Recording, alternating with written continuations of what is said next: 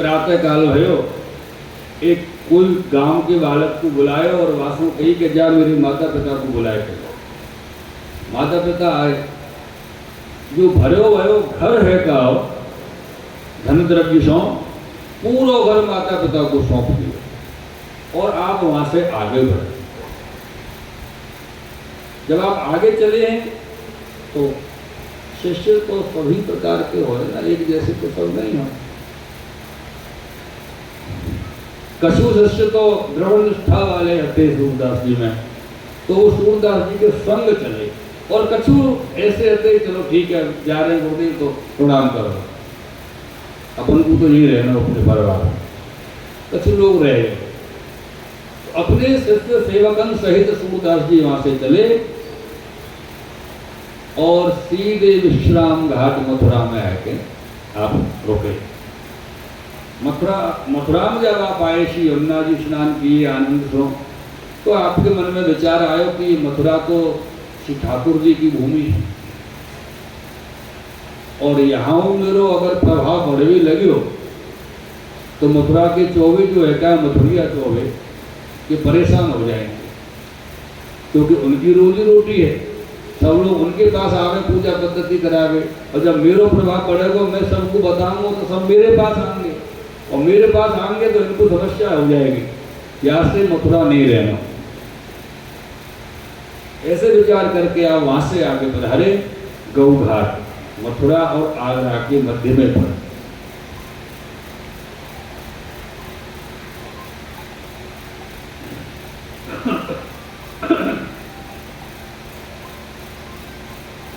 यहाँ आप आएंगे विराजे, आपको कंठ तो सुंदर हो ही, गान विद्या बड़ी सुंदर, सगुन बड़े सुंदर बतावे, और लोगों को क्या चाहिए बढ़िया सुनने को मिले, कोई बात हो तो पूछ लो तो आपको जवाब मिले, सगुन हो गए।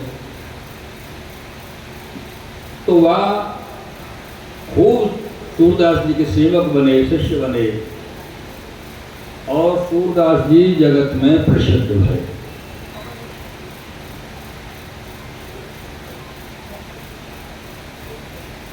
जब ये वहां रहते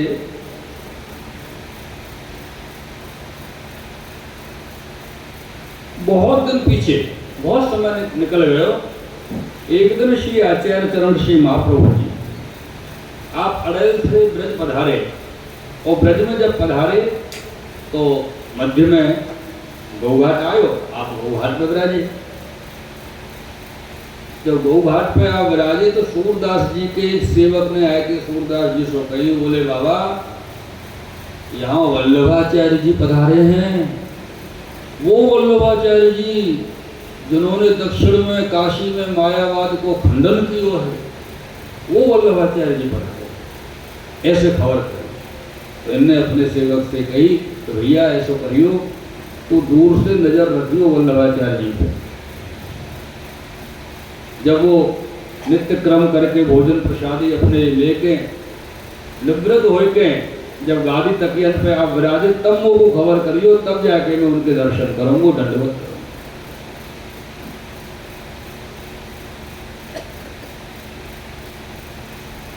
कुछ संदेहास्पद शब्द भी आवे, और सूरदास जी ने यहाँ ये कही कि मैं दर्शन करूंगा। और कोई कैसे मान सके या बात को, सूरदास जी के नेत्र तो है ही नहीं, दर्शन कैसे करेंगे। लेकिन प्रियजनों यह बात को सिर्फ दो ही जाने, श्री सूरदास जी और श्री वल्लभाचार्य जी, कि सूरदास जी दर्शन क्या प्रकार से करेंगे और श्री आचार्य चरण श्री वल्लभाचार्य जी दर्शन क्या प्रकार से देंगे। तीसरा कोई नहीं। अच्छा एक बात और, कोई या विषय में विचार भी ज्यादा नहीं करता, ठीक है कह दे।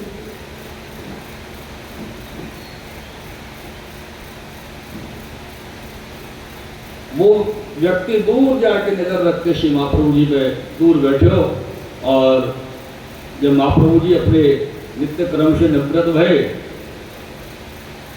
भोजन प्रसादी सब पाई और आके जब विराजे, तब वह व्यक्ति ने कही कि श्री वल्लभाचार्य जी अब बिल्कुल आराम से विराजे हैं। सूरदास जी आए के श्री महाप्रभु जी को दंडवत करी, जब दंडवत करी तो आप श्री आचार्य प्रभु ने कही, सूर आओ। आए सूरदास नहीं के सूर गए। चलो कुछ भगवत वर्णन करो। और भगवत वर्णन कैसे करें? भगवत वर्णन तो आवे ही नहीं। तो श्री सूरदास जी ने श्री महाप्रभु जी के सन्मुख में सबसे पहले एक पद का, हो हरि सब पतितन को नाय, को कर सके बराबर मेरी इते मान को लाए, हो हरि सब पतितन को नाय। ये पद कहो। फिर दूसरो पद श्री सूरदास जी कहे, प्रभु हो सब पतितन को टीको, और पतित सब ध्वंस चार के हो तो जन्मत ही को।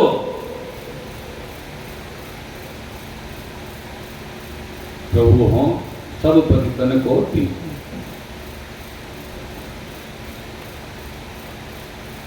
ये सब पद जब श्री महाप्रभु जी ने सुने तो श्री महाप्रभु जी आज्ञा की, तो सूर हो के ऐसे घिघियात का घिघिया रहे हो, डर रहे हो, काय को डर रहे हो, क्यों घिघिया रहे हो? सूर हो, सूर की तरह।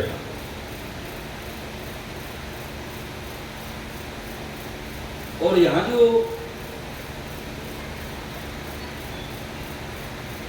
सूरदास जी ने बात कही, प्रभु हो सब पतितन को टीको, ये बात तो सही है कि जीव जब श्री ठाकुर जी सो विसरे हो तो पतित तो भय।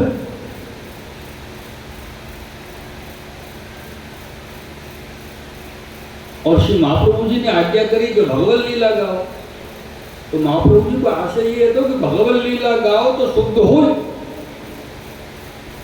पतित तो हो, पर भगवत लीला गाए बिना शुद्ध कैसे हो?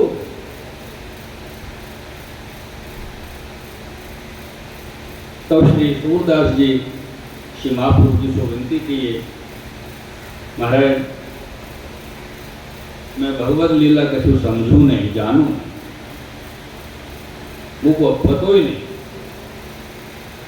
तो श्री आचार्य चरण श्री सूरदास जी को कहे कि सूर जाओ श्री यमुना जी में स्नान कर आओ, हम जना देंगे,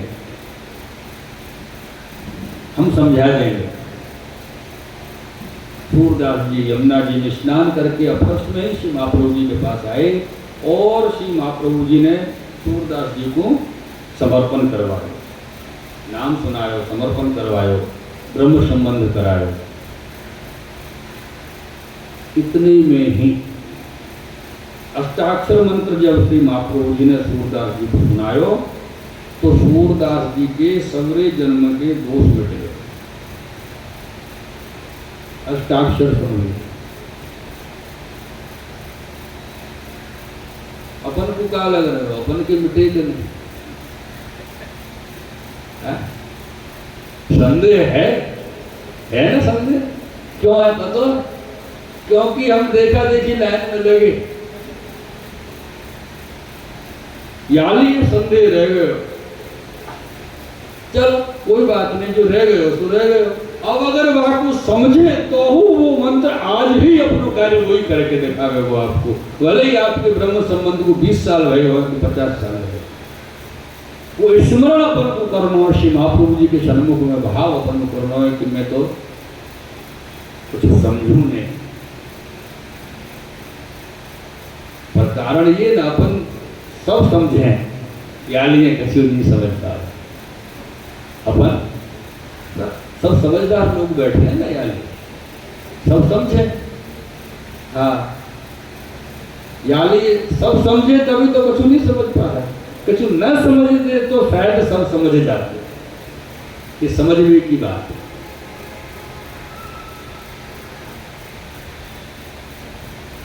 अष्टाक्षर मंत्र सुनायो तासो सूरदास जी के सगरे जन्म के दोष मिटाए और 7 प्रकार की भक्ति सूरदास जी को प्राप्त हुई।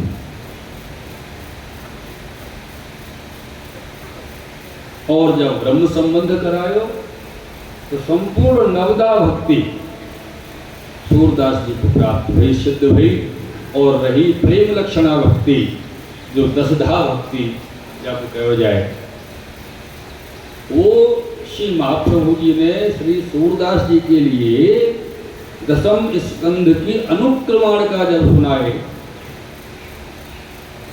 तो ठाकुर जी की संपूर्ण लीला सूरदास जी के हृदय में स्थापित।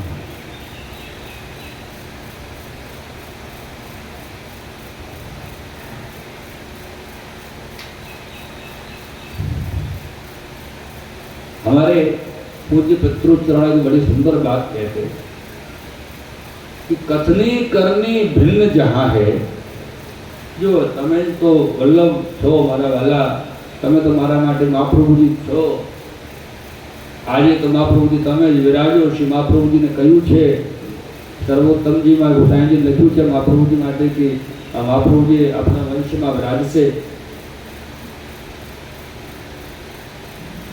क्या हम इस बात को मानते हैं? क्या हमने इस बात को अपने हृदय में दृढ़ किया? नहीं, नहीं किया, इसी का तो फल भोग रहा है। अगर किया होता तो उसका फल भोगते। विचार करने जैसी बात है। इसलिए हमारे पिताजी कहते थे कि कथनी करनी भिन्न जहां है, धर्म नहीं पाखंड वहां। कहें कुछ और, सोचें कुछ और, करें कुछ और।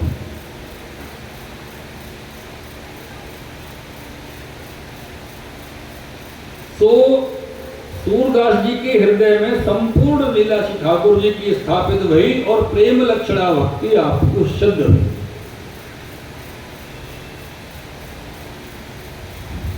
श्री सुबोधनी जी को, सर्व सुबोधनी जी को ज्ञान श्री महाप्रभु जी ने सूरदास जी के अंतःकरण में स्थापन कियो।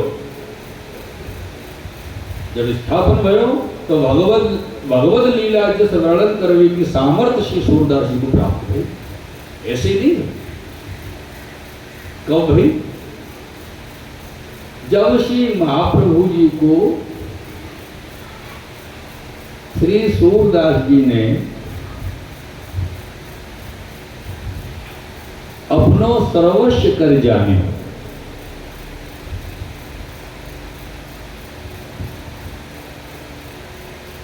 तो महाप्रभु जी की कृपा हुई, तभी हुई।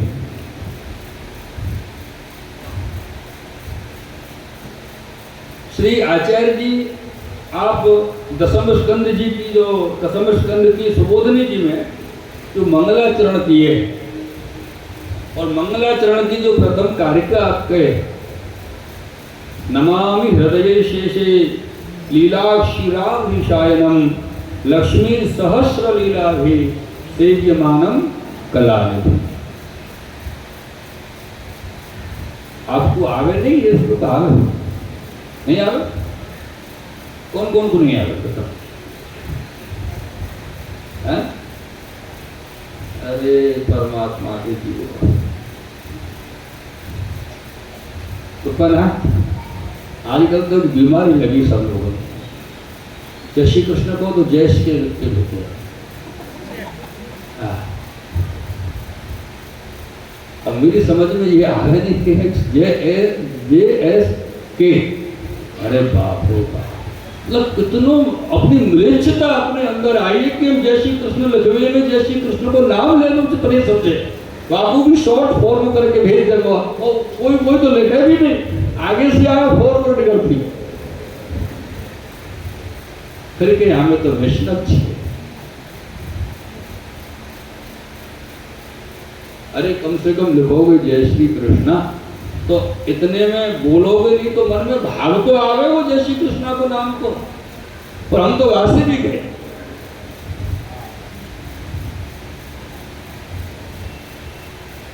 हे कृष्णा हे कृष्णा हे कृष्णा हे मेरे आराध्य, जय हो। विचार कर भी को वश। फिर अपन कहे कि ठाकुर जी अपने ऊपर उन भगवती जैसी कृपा नहीं। देखो भैया सीधी सीधी बात है, आप पे कृपा वही करोगे करेगो जाके आप होगे। अब आज की तारीख में आप जाते हो, बाकी कृपा आप पे है, चिंता क्यों कर रहे हो? संसार के हो तो संसार की कृपा है, ठाकुर जी के रहोगे तो ठाकुर जी की कृपा होगी, श्री गुरुदेव श्री महाप्रभु जी के रहोगे तो महाप्रभु जी की कृपा होगी। पर सच कहूं ना, अपन तीनों में से कोई के पक्के नहीं। कड़वी बात है, थोड़ी है सके कोई को अपच हो जाए तो घर जाके मेरे लिए ऐसी वैसी बात भी कह सके, मन में यहाँ विचार तो कोई चिंता नहीं, मन को कोई को जोर नहीं। लेकिन अपन तीनों में से कोई के नहीं, ना तो ठाकुर जी के पूर्ण रूपेण है, ना श्री आचार्य चरण के अपन पूर्ण रूपेण हो पा रहे हैं, और संसार के भी पूरी तरह नहीं हो पा रहे। विचार कर भी जैसा विशेष सोचना जरूर, समय रहे तो कभी आपके पास। नमामि हृदय शेषे लीलाक्षीराभिशायनम लक्ष्मी सहस्र लीलाभि सेव्यमानम कलानिधिम। जब ये कारिका श्री महाप्रभु जी ने सूरदास जी के लिए सुनाई तो सूरदास जी ने या कारिका के अनुसार एक पद, चकैरी चल चरण सरोवर जहानी प्रेम वियोग। चकैरी चल चरण सरोवर जहानी प्रेम वियोग, जहां ब्रह्मनिशा होत नहीं कबहू सो सायर सुख योग। और याई पद की जो उत्तरार्ध लिपि है बड़ी सुंदर है। अपने कहीं ना लक्ष्मी सहस्र लीला भी, शास्त्र जो लक्ष्मी को जो वर्णन यहाँ पर किए गए है, वाक्य अनुसार श्री सूरदास जी कह रहे हैं, जहां श्री सहस्र सहित निज क्रीड़क, जहां श्री सहस्र सहित नित क्रीड़क शोभित सूरज दास, अब न सोहाय विषय रस छिल्लर वा समुद्र की आस। वा समुद्र की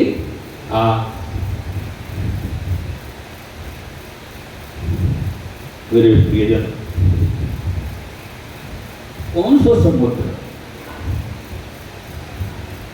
श्री ठाकुर जी के लीला रस को समुद्र है, या श्री महाप्रभु जी को समुद्र, महाप्रभु जी को लीला भावात्मक जो समुद्र है।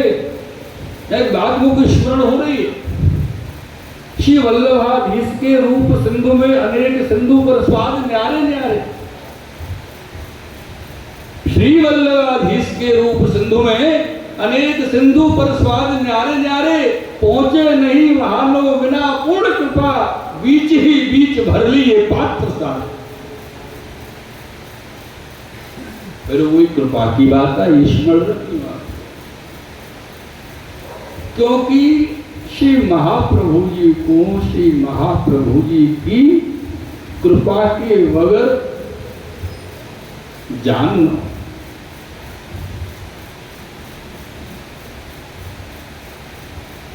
दुस्तर है, नारे ना दुस्तर तो ऐसा चलो कोशिश करेंगे तो तर जाएंगे, पहुंच जाएंगे, पर वहां अपने कोशिश नहीं चले, असंभव।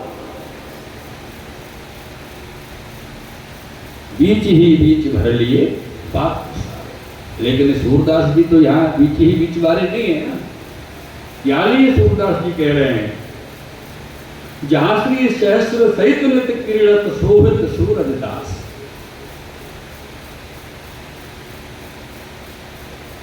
मेरे प्रियजनों, तब श्री महाप्रभु जी जाने कि अब सूरदास जी को पूरी लीला स्फुरित हुई और इनको लीला को अभ्यास हो। तब आचार्य चरण श्री महाप्रभु जी ने आज्ञा की नहीं कि सूरदास जी कछु नंदालय की लीला श्रवण कराओ, नंदालय की लीला सुनाओ। तब श्री सूरदास जी ने श्री आचार्य चरण के सामने सन्मुख में नंदालय की लीला को वर्णन किया, जो अपने यहाँ जन्माष्टमी के नंद महोत्सव के पद में गाया जाए। ब्रज भयो मेहर के पूत जब ये बात सुनी, सुनी आनंदे सब लोग गोकुल गलित गुनी।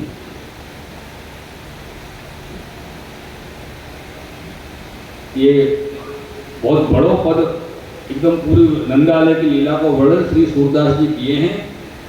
लेकिन नंदालय की लीला को वर्णन करते करते सूरदास जी जब ब्रज गोपिन के घर को, ब्रज गोपिन को वर्णन जैसे ही करने लगे, तब घर घर भेरी मृदंग पटह निशान बजे, वरवादी वंदन माल अरुध्वज कलश सजे।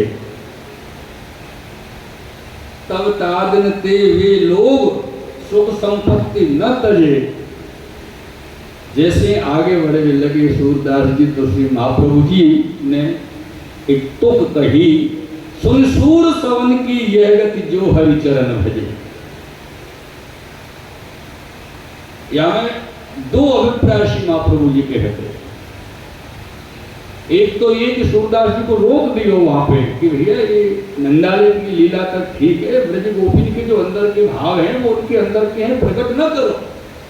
और दूसरी बात ये कि सुन सूर सवन की यह गति, कारण कि सूरदास जी के मन में विचार भी आए कि मेरे जो सेवक हैं उनको कहा होए, उनको जो महाप्रभु जी की शरण में आपने किए, तो महाप्रभु जी कह रहे सुन सूर सवन की यह गति। एक शब्द में अनेक प्रकार के भाव श्री महाप्रभु जी ने रखे, जो हरि चरण भजे। मेरे प्रियजनों, क्योंकि ब्रज भक्तन को जो आनंद है वो भगवती के हृदय को अनुभव योग्य है, बाहर प्रकट करने योग्य नहीं। यानी सूरदास जी को आप भी ठाड़।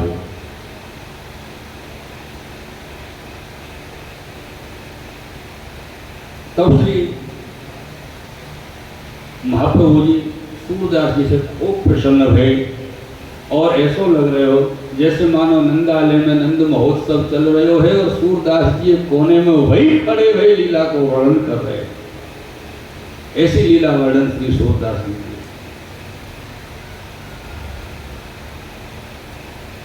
तदोपरांत में श्री आचार्य चरण में श्री सूरदास जी के लिए पुरुषोत्तम सहस्त्र नाम सुनाए और पुरुषोत्तम सहस्त्र नाम श्रवण करते से ही पूरी भागवत की भगवद लीला सूरदास जी के हृदय में शोध गई। और प्रथम स्कंद से द्वादश स्कंद तक श्री सूरदास जी वर्णन किए हैं अपने पदन में। क्या मैं दान लीला, मान लीला आदि अनेक प्रकार की लीला को वर्णन आपकी है। ये सब लीला गौ घाट पर चल रही है। आप श्री गौ घाट पर 3 दिन विराजे, पीछे आप वहां पधारे। जब आप वहां से पधारे हैं तो सूरदास जी संग में आए और महाप्रभु जी सर्वप्रथम ब्रज में गोकुल पधारे। जब गोकुल में पधारे हैं तो सूरदास जी से कही, सूर गोकुल के दर्शन कर। सूरदास जी ने गोकुल की भूमि को साष्टांग प्रणाम किया। भाव को विषय है। हमें अत्यारे ब्रज में जाबू हो गोकुल में जाबू हो तो पहला दिन होटल बुक करी ले, एमा एसी जरूर था, वो जो घर में बहुत लागे अपने रज लागी जाए कपड़ा ऊपर तो जो सुवाई गया। कितना बड़ा ब्रजवासी आमद रहता हो न कई साफ सफाई रखता नहीं न आम बधु भगवान छता आपने अत्यारे व्रत जइए तो व्रत हलत थातु नहीं आम पर विचारे कई रीते था। क्योंकि जब तक हमको हमारा होश है कि हमारे कपड़े ऐसे हैं कि हमको ये चाहिए, सुविधा में वो चाहिए, और तब तक हम व्रज की वायु में, व्रज की रज में, व्रज के आनंद में मदहोश कैसे हो सकते हैं? विचार करने जैसी बात। क्योंकि हम तो सुविधाओं के अधीन होकर के जा रहे हैं, आनंद लेने नहीं जा रहे हैं, देखने जा रहे हैं कि वहां के लोग कैसे रहते हैं। अरे यमुना जी बहुत गंदी हो रही है आजकल, ये देखने जाते हैं। ये देखने नहीं जाते कि यमुना जी में जो समस्या चल रही है वो किसके कारण है, ये हम नहीं कहते। यमुना जी बहुत ब्रजवासी लोग ऐसा ही ये बोलने जाते हैं, इसलिए ब्रज के दर्शन फलित नहीं है। फिर लोग कहने का अभिप्राय है कि हम श्री महाप्रभु जी के हैं, स्मरण रखिए हम किसके हैं, बोलिए महाप्रभु जी के हैं ना। तो महाप्रभु जी के हैं तो इस बात को जरूर स्मरण रखिए कि हम ब्रज के हैं। और जब ब्रज के हैं तो भैया अपने घर में तो जैसा हो वैसा रहना हो। ब्रज तो अपना श्री महाप्रभु जी को अपना घर है। श्री महाप्रभु जी की कृपा हुई तभी अपन ब्रज में पहुंचे।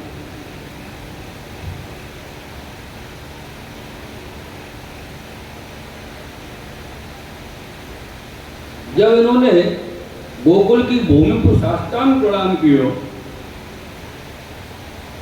और साष्टांग प्रणाम करके गोकुल की लीला आपके हृदय में स्फुरित भई, प्रकट भई, तब श्री सूरदास जी ने मन में विचार किया कि मैं गोकुल की लीला को वर्णन कैसे करूं, क्योंकि श्री महाप्रभु जी को चित्त हृदय श्री नवनीत प्रिय जी के स्वरूप में आसक्त है, तो ये वर्णन में कैसे करूं, ऐसा विचार आप कर रहे हैं। तब श्री सूरदास जी ने गोकुल की बाल लीला को वर्णन आप किए। शोभित कर नवनीत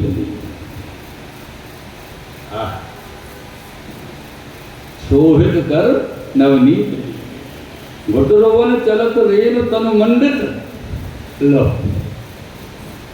और लो अभी एक मिनट पहले वही बात कही और वही बात सूरदास जी यहाँ अपने पद में कह रहे हैं ठाकुर जी के लिए। ठाकुर जी कैसे दर्शन दे रहे, घुटरोवन चलत रेन तन मंडित, पूरे आपके श्रीअंग पर रज रज लगी हुई है।